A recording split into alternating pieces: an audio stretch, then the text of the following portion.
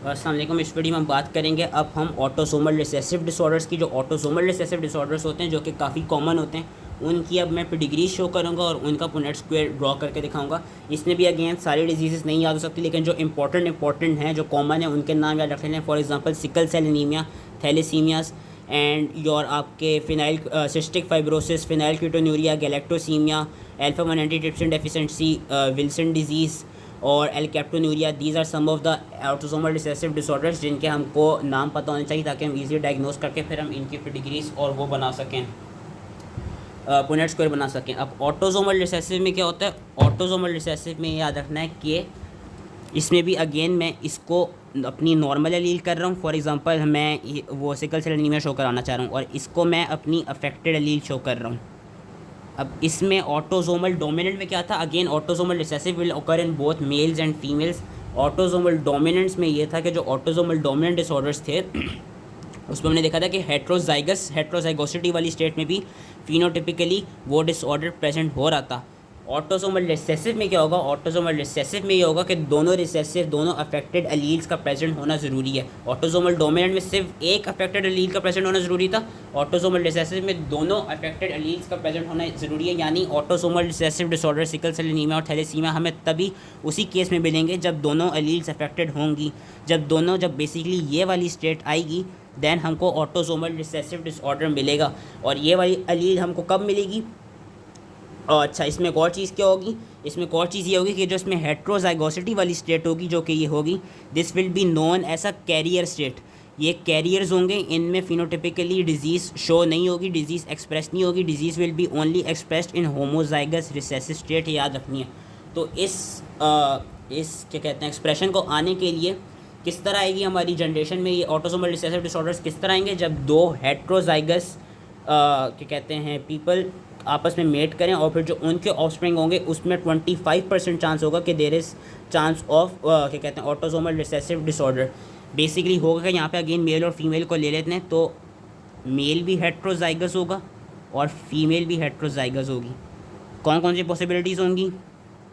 या तो जो बच्चा प्रेजेंट हो वो बिल्कुल ही नॉर्मल है, या 50% चांस ये कि बच्चा कैरियर है, या 25% चांस ये कि बच्चे को ऑटोसोमल रिसेसिव डिसऑर्डर हो गया। Again there would be 25% possibility कि जो भी इंडिविजुअल पैदा हुआ है उसमें ऑटोसोमल रिसेसिव डिसऑर्डर प्रेजेंट होगा। देयर वुड बी 50% पॉसिबिलिटी कि जो इंडिविजुअल है वो कैरियर स्टेट में होगा, and there would be 25% possibility कि जो इंडिविजुअल पैदा होगा वो कम्प्लीटली नॉर्मल होगा। इसकी पेडिग्री से पहले, अच्छा, इसकी पेडिग्री से मैं एक और चीज़ मैं इसमें समझाना चाहूँगा। तो मैं इसकी पेडिग्री इस तरह बनाऊँगा कि मैं ये फ़ीमेल को ले लेता हूँ और मैं फ़ीमेल को इस तरह लूँगा और इसकी ऑब्वियसली मेल से शादी करानी है। इसमें क्या होगा? इसको मैंने ऐसी लाइन क्यों बनाई? याद रखें, जब हम पेडिग्री बना रहे होंगे, this is your normal male and this is your normal female.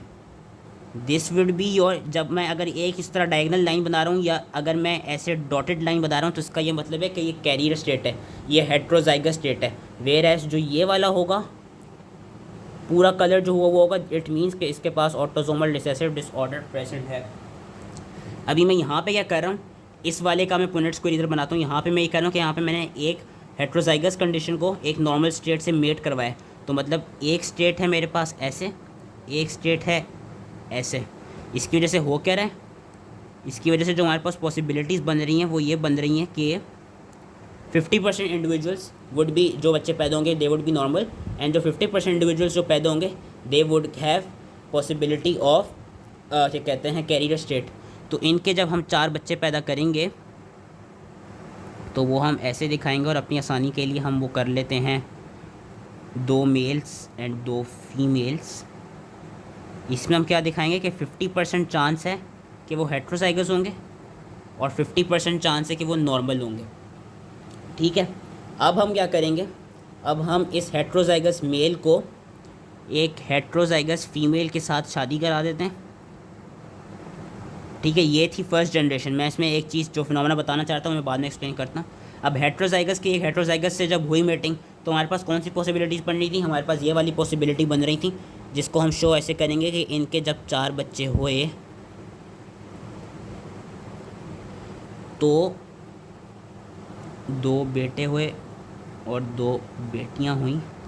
25% chance क्या है, 25% chance completely normal, 50% chance that they would be carrier, तो एक बेटा और एक बेटी को मैंने कैरियर कर दिया, और 25% चांस कि उसमें डिजीज़ शो होगी, तो मैं ये एक बेटी को कर देता हूँ कि इसमें हमको डिजीज़ मिल गई है सिकल सेल एनीमिया की। सो this is autosomal recessive trait, ये इसकी सेकंड जनरेशन है। इसको हमने इसकी पेडिग्री ऐसे ही बनानी होगी सेकंड जनरेशन वाली। इसमें जो मैंने शुरू में एक हेट्रोजाइगस बंदे को नॉर्मल बंदे से इसलिए मेट कराया क्योंकि मैं इसमें दिखाना चाह रहा था एक स्किप हमारे पास कंडीशन आती है स्किप जनरेशन की। स्किप जनरेशन क्या फिनोमेना होता है? स्किप जनरेशन बेसिकली ये फिनोमेना होता है कि जिसमें हमारे पास अब जो पहली जनरेशन आई है, ये जो पहली जनरेशन के बच्चे पैदा हुए, these are known as skip generation. यानी स्किप जनरेशन इसलिए कह रहे हैं क्योंकि इसमें हेट्रोजाइगोसिटी वाली स्टेट प्रेजेंट है, लेकिन वो जो डिजीज़ है वो फिनोटिपिकली एक्सप्रेस नहीं हो रही, वो फिनोटिपिकली शो नहीं हो रही, क्योंकि ऑटोसोमल रिसेसिव हमारे पास एलील्स प्रेजेंट नहीं है। तो स्किप जनरेशन्स वो जनरेशन्स होती हैं कि जिनमें क्या कहते हैं, जिनमें कैरियर स्टेट बेसिकली प्रेजेंट होती है, that is non skip generation, जो कि ऑटोसोमल रिसेसिव डिसऑर्डर्स में देखी जाती हैं। और जब हम दो हेट्रोजाइगस स्टेट्स को मिलाएंगे then there is a chance कि इसमें हमारे पास वो मिलेगी, क्या कहते हैं, ऑटोसोमल रिसेसिव डिसऑर्डर मिल जाएगा। अब हम क्या कहते हैं, ऑटोसोमल रिसेसिव डिसऑर्डर मिल जाएगा, तो इसकी पेडिग्री ऐसे ही बनानी थी। इसमें और तो कुछ मुझे नहीं याद, जो पढ़ा मैंने बताना, हाँ इसमें यही बताना था कि जब दो हेट्रोजाइगस को मिलाएंगे, again there is a chance कि जब इन दोनों की मेटिंग हो तो सारों को ऑटोसोमल रिसेसिव डिसऑर्डर हो जाए, या सारे नॉर्मल बच्चे प्रेजेंट हो, या सारे ही कैरियर्स हैं, क्योंकि 25% चांस होगा हर इंडिविजुअल में कि he might be carrying a disease, 50% chance होगा हर इंडिविजुअल में कि he might be a carrier, and 25% chance होगा हर इंडिविजुअल में कि ही माइट बी नॉर्मल। और ये अगेन दोनों मेल्स और फीमेल्स को अफेक्ट करती है। So that was all related to autosomal recessive disorders. I hope easily समझ में आ गया, first generation and second generation. हाँ, इसमें जो एक चीज़ बतानी थी, ऑटोसोमल रिसेसिव डिसऑर्डर्स कभी कभी देखे जाते हैं कि वो कज़न मैरिज की वजह से आ जाते हैं। तो कज़न मैरिज जब आपने शो करनी होगी ना, कज़न मैरिज आप ऐसे शो करेंगे कि कज़न मैरिज के लिए बेसिकली हमने डबल लाइन शो करनी होगी। जब हम डबल लाइन शो करेंगे देन हमको कज़न मैरिज मिलेगी। इसमें बेसिकली ये होगा कि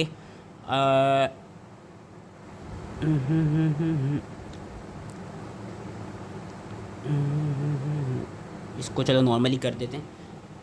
कज़न्स किस तरह है कि लेट्स सपोज ये दादा दादी हैं, दादा दादी के 4 बच्चे हुए ऑब्वियसली, और फिर ये फर्दर ये कर लेते हैं कि ये मामू हैं, सॉरी दादा दादी के बाद मामू होते हैं। हाँ, इसको ये कर लेते हैं, ये ताया हैं, ये कर लेती हैं फुप्पो हैं। फुप्पो के जो बेटा है उसने ताया की बेटी से शादी कर ली। So this is your cousin marriage. तो जो कज़न मैरिज बेसिकली जो मैंने चीज़ बतानी थी, कज़न मैरिज को जब शो करनी होगी, कज़न मैरिज को हम शो इस तरह करेंगे कि देयर वुड बी 2 सर्कल्स, और उनमें भी देखा जाता है कि कज़न मैरिजेस में भी देयर इज़ अ चांस कि वो हमको ऑटोसोमल रिसेसिव डिसऑर्डर ज़्यादा प्रेजेंट मिल जाएँ।